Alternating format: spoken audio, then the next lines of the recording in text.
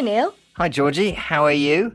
I'm pretty good, thanks. How are you? I'm very well, thank you. What are we talking about today, Neil? Well, today we're talking about social media and how much we use it. Well, I use social media all the time, so I have lots of things to say.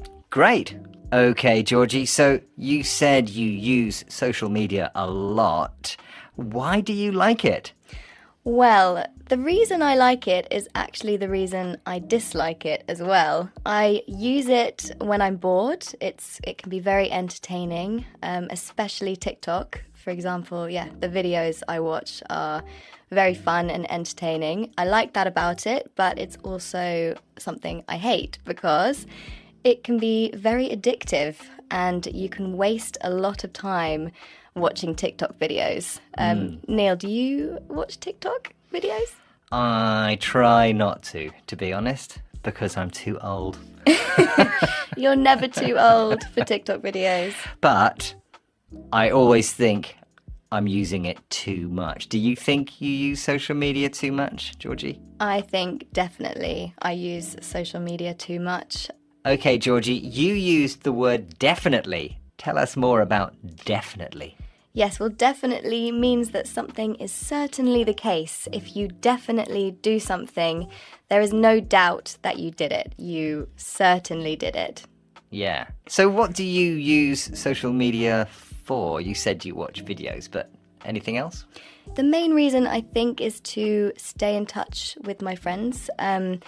This was definitely true when I lived in Spain. It was a good way for me to see what my friends in England were doing.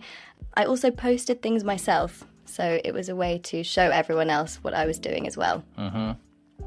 Neil, what do you use social media for?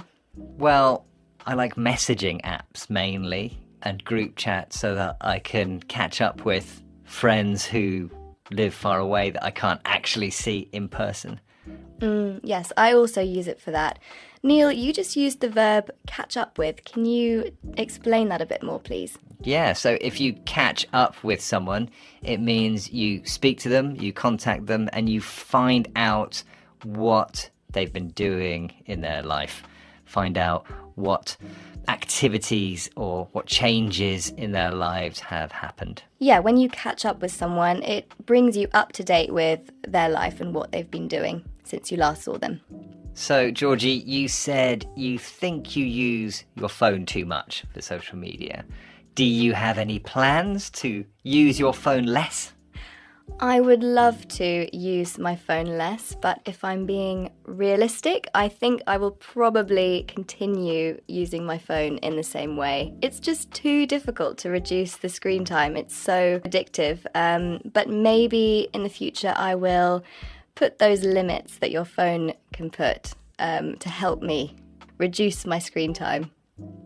Georgie, you used words like maybe and probably, and we use these when we're not sure or not certain if we are going to do something.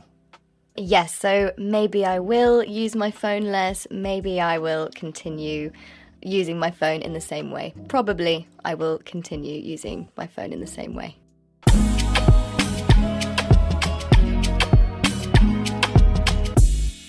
Well, Georgie, it sounds like you use your phone a lot. Maybe you should have a break or just relax a bit. Yes, Neil, I think you're right. Let's quickly recap the words and phrases we learned during the conversation. We had maybe, which we use to talk about something that is not certain. Probably, which means most likely. Definitely, which we use to say something is certain. And catch up with, talking to someone you haven't seen for a long time. Thanks for listening to Real Easy English. Remember, you can find more programs to help you with your English. Next time, we'll talk about journeys and how we get to work. See you then. Bye. Bye.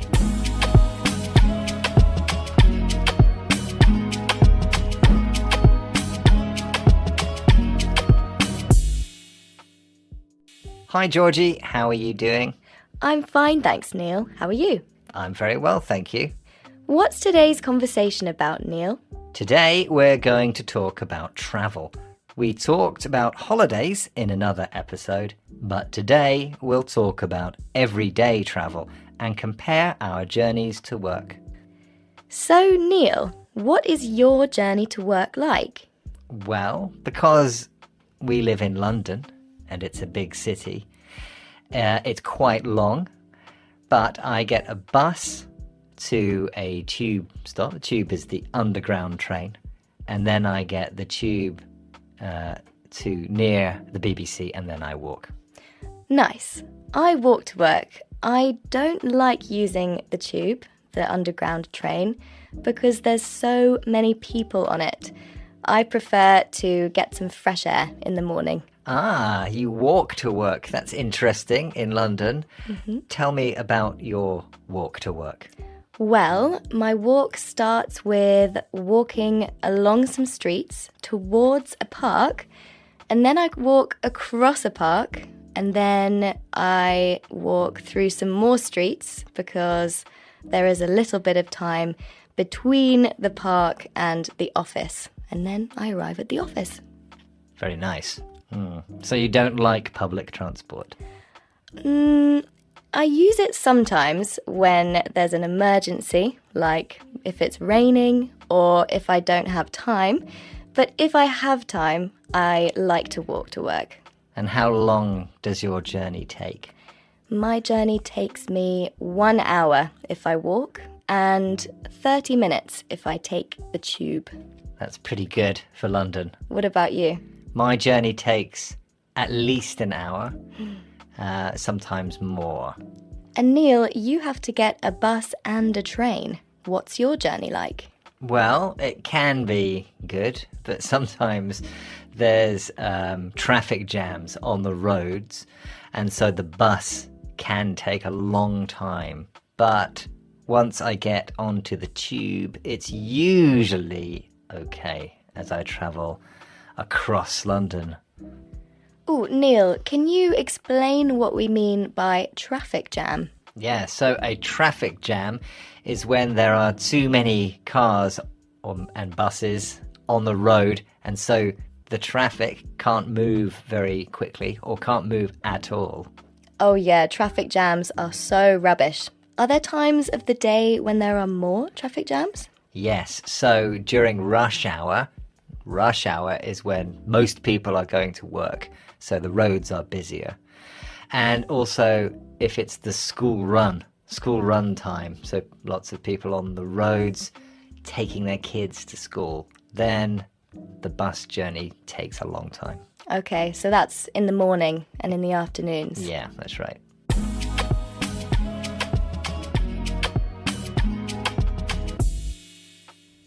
Well, Georgie, your journey to work sounds nicer than mine, probably more relaxing.